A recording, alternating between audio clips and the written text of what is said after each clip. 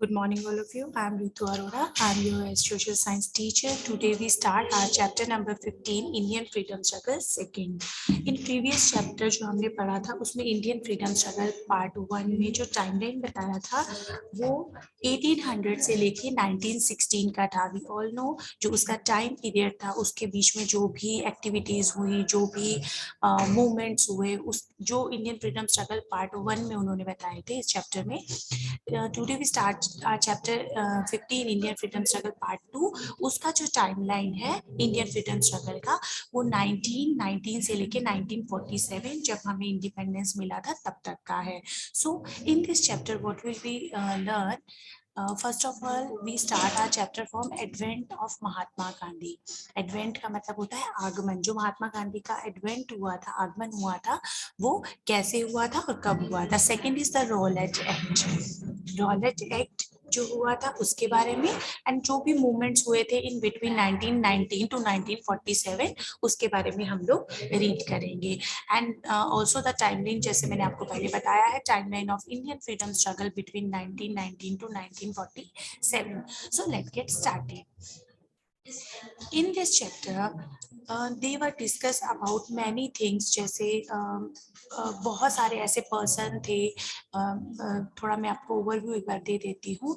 जो क्या है, बहुत ही लो पोस्ट पे वर्क करते थे, क्योंकि ब्रिटिश के जो लोग थे, ब्रिटिश रूल के जो लोग थे, उन्होंने क्या है हाई पोस्ट ऑक्यूपाई कर रखी थी, मतलब वो जगह ले रखी थी.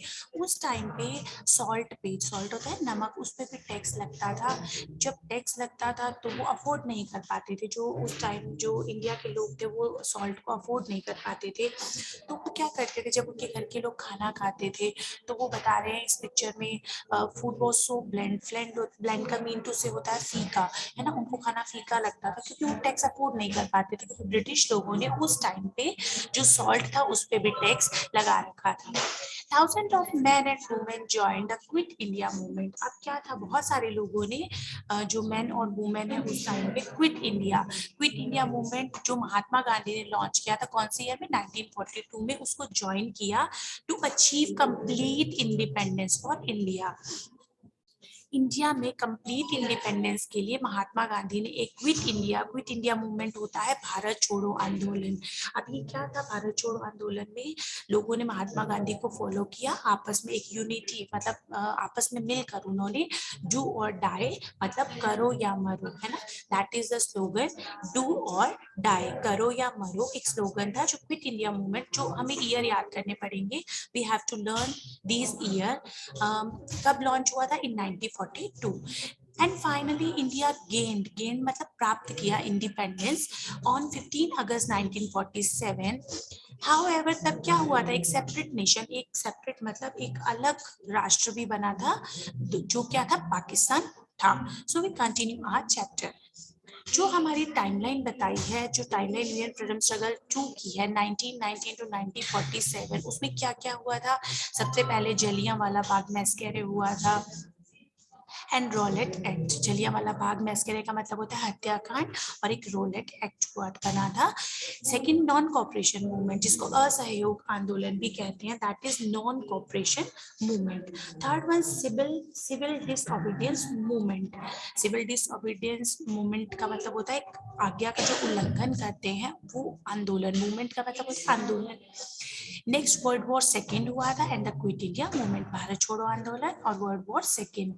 इंडियन इंडिपेंडेंस एक्ट भी इस टाइमलाइन के बीच में बना था. So we start the chapter from here. The feeling of unity among Indians gradually have raised to nationalism. जो इंडियंस की आपस में मिलकर काम करने की जो चीज थी, उसमें लोगों में धीरे धीरे क्या किसका उदय हुआ, नेशनलिज्म का. नेशनलिज्म होता है एक राष्ट्रीयता, जिसको कहते हैं identification with a particular nation as one's own country, है ना. तो उनमें धीरे धीरे राष्ट्रीयता का उदय हुआ लोगों के बीच में, जब उनमें यूनिटी आई, आपस में मिलके रहने की जब क्वालिटी आई. The spread of nationalist idea enable Indian to understand the exploitative nature of British rule. अब वो क्या करते थे, जो ब्रिटिश लोगों ने लोगों का शोषण करने की जो वो उसको समझ गए थे लोग, जो जब ये नेशनलिज्म फैला ना, तो इस भावना ने क्या किया, धीरे धीरे जब राष्ट्रीयता का उदय हुआ, तो लोग जो ब्रिटिश रूल कर रहे थे, उनकी जो नीति थी, वो जो लोगों का शोषण कर रहे थे, उनके नेचर को समझ गए। In 1914 the first world war broke out. 1914 में फर्स्ट वर्ल्ड वॉर हुआ। Indian soldier were sent to other parts of the world to fight the war on behalf of the British. अब इंडियन सोल्जर्स को क्या हुआ, British के behalf पे world में अलग अलग जगह पे लड़ने के लिए उनको भेजा गया, अलग अलग इंडियन सोल्जर्स को भेजा गया ब्रिटिश के बिहाफ पे। Indian also had to pay heavy taxes to meet the cost of the war fought by the British। अब इंडियंस को, अब इंडियंस को क्या हुआ, एक तो वो वॉर के लिए ब्रिटिश के बिहाफ पे लड़ने जा रहे थे, लेकिन इसके लिए उनको क्या करना पड़ा,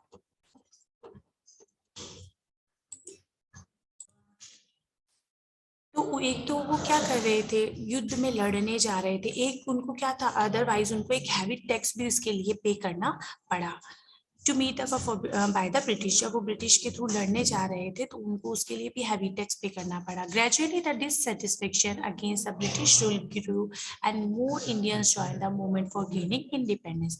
अब धीरे धीरे क्या है, वो डिससेटिस्फाई होते रहे ब्रिटिश लोगों के खिलाफ, है ना, डिससेटिस्फेक्शन उनका बढ़ता गया, जो असंतोष था वो बढ़ता गया, और धीरे धीरे उन्होंने क्या किया, बहुत सारे मूवमेंट्स को, इंडिपेंडेंस को प्राप्त करने के लिए, गेन करने के लिए बहुत सारे आंदोलन में पार्टिसिपेट करना स्टार्ट किया। Mahatma Gandhi becomes a leader. अब महात्मा गांधी थे, वो लीडर्स कैसे बने, we just check out by this video. जो महात्मा गांधी थे, उनका जो एडवेंट था, आगमन था, वो कैसे हुआ।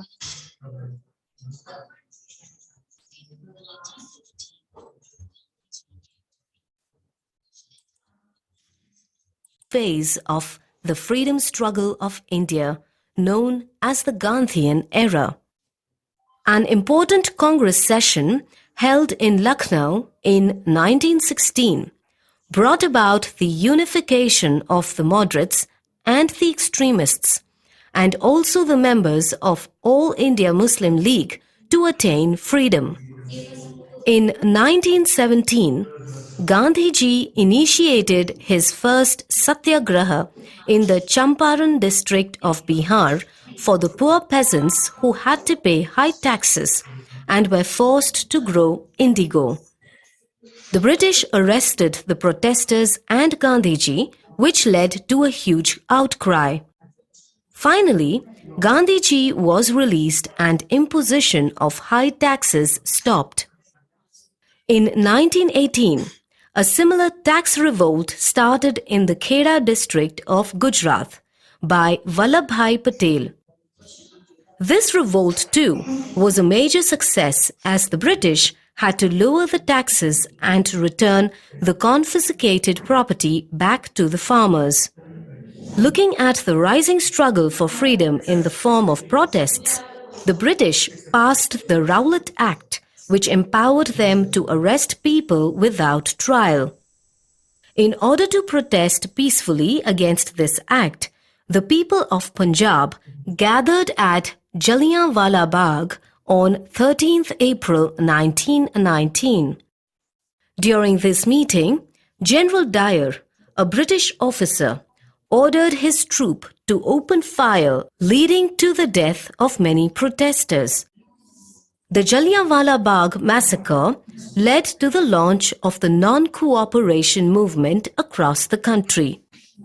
The non-cooperation movement was launched by Gandhiji in 1920 against the wrongs done to the people in Punjab and to demand Swaraj or self-rule. Gandhiji asked people to boycott all foreign goods. The peaceful movement spread far and wide. However, in 1922, the movement became violent when a police station was burnt down at Chauri Chaura. Gandhiji immediately called off the movement. The British then decided to set up a committee to suggest further reforms in the structure of Indian government. The committee, called the Simon Commission, was sent to India in 1927. The commission did not include any Indian member.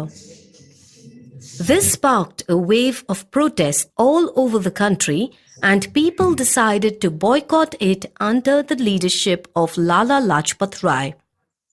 During the protest, Lala Lajpat Rai met with fatal injuries. His martyrdom inspired thousands of people across the country to join the freedom movement. In 1930, Gandhiji launched the civil disobedience movement. During this movement, Gandhiji marched with his followers from Sabarmati Ashram to Dandi in Gujarat and picked up a handful of salt to protest against the British salt law. This was the first mass movement which spread to the four corners of the country. To reduce the popularity of the movement, the British government passed the Government of India Act of 1935, under which elections were held throughout the country. When the Second World War broke out, the Indian National Congress made it clear that India would not join the war on behalf of the British unless it was given independence.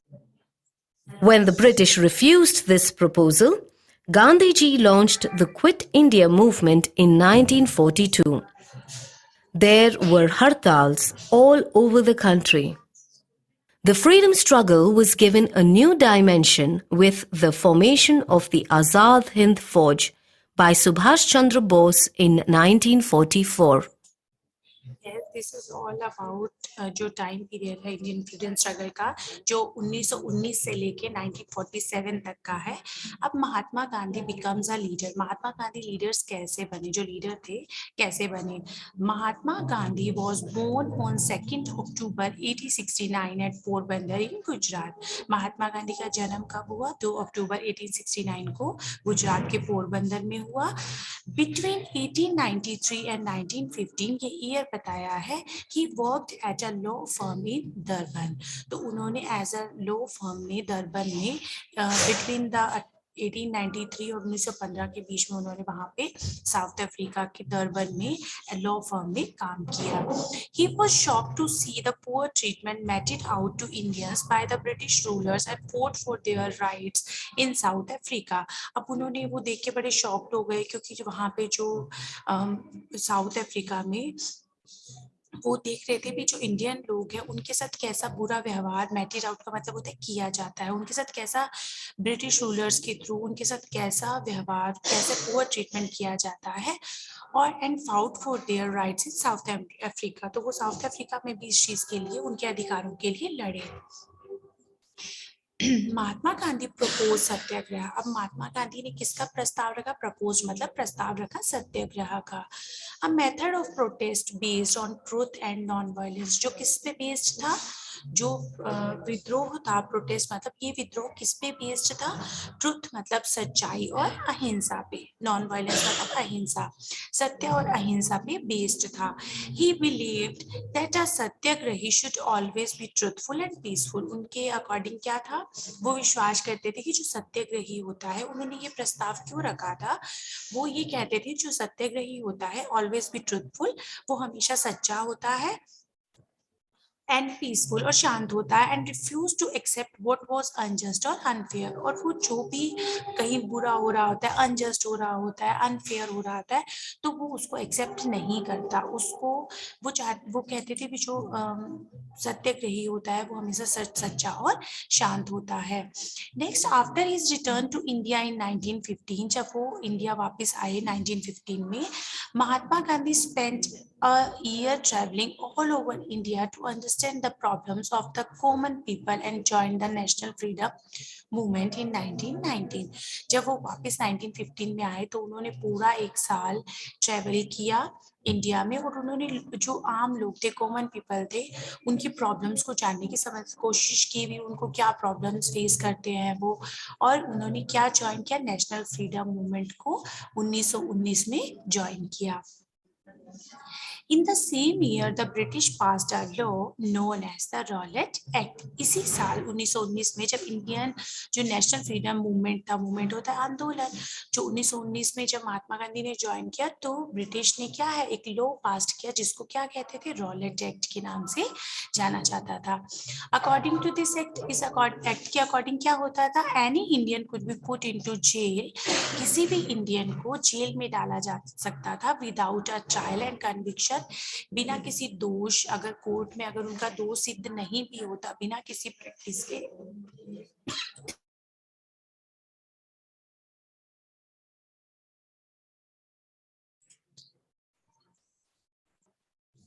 तो क्या करते थे, Indians को jail में डाला जा सकता था बिना किसी उनके, अगर उनका दोष नहीं भी होता था, कोई उन्होंने काम नहीं भी किया होता था, तो उनको जेल में डाला जा सकता था। Indians led by Mahatma Gandhi protested against this act.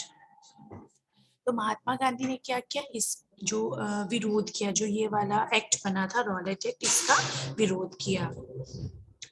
The protest included demonstration, हड़ताल एंड बॉयकॉट। इस प्रोटेस्ट में, इस विद्रोह में और क्या क्या इंक्लूडेड था, डेमोन्स्ट्रेशन, जो जुलूस थे, हड़ताल थी, एंड बॉयकॉट है। बॉयकॉट का मतलब सबको पता है, स्टॉप यूजिंग फॉरेनर थिंग्स, है ना। तो उनमें क्या था, इस चीज, ये भी चीजें इंक्लूड थी, जुलूस, हड़ताल और boycott. One such peaceful protest against the Rowlatt Act led to the Jallianwala Bagh massacre. तो इसके साथ साथ डेमोन्स्ट्रेशन, जो हड़ताल हुई थी, जुलूस हुए थे, तो उनके साथ एक पीसफुल प्रोटेस्ट भी हुआ था रॉलेट एक्ट के खिलाफ, जिसको जलियांवाला बाग मैसेकर मतलब हत्याकांड भी कहा जाता है। Mahatma Gandhi also asked the leader to the villages. उन्होंने, महात्मा गांधी ने लीडर से कहा, पूछा, जो गांव में लोग रहते हैं, एंड इंक्लूड द पीसेंट्स, और उसके साथ में कौन कौन इंक्लूड हुए, किसान, आर्टिसियंस, आर्टिसियंस होते हैं जो कारीगर होते हैं, and workers in the struggle for freedom. उन्होंने कहा कि वो ज्यादा से ज्यादा इस में पार्टिसिपेट करें, जो किसान हैं, आर्टिशियंस हैं, गांव में वर्कर्स हैं, इस स्ट्रगल, जो फ्रीडम स्ट्रगल बना उसमें पार्टिसिपेट करें। He urged people to use khadi. उन्होंने लोगों से अर्ज मतलब आग्रह किया कि वो लोग क्या करें, खादी को ज्यादा से ज्यादा प्रमोट करें, एंड हैंड वूवन क्लोथ, जो हाथ से बनी हुई चीजें हैं, हाथ से बने हुए क्लोथ है, उनको प्रमोट करें, विच become a symbol of India's freedom movement. जो क्या बना, इंडियन फ्रीडम का एक सिंबल बना, जो इंडियन फ्रीडम मूवमेंट था उसका एक सिंबल बना कि जो खादी यूज करें, हैंड वूवन क्लोथ्स हैं उनको यूज करें। With the support of the common people, the struggle for freedom become widespread. अब क्या है, लोगों के सपोर्ट से, आम लोगों के सपोर्ट से क्या हुआ, जो फ्रीडम स्ट्रगल था वो वाइड स्प्रेड, वो चारों तरफ फैल गया।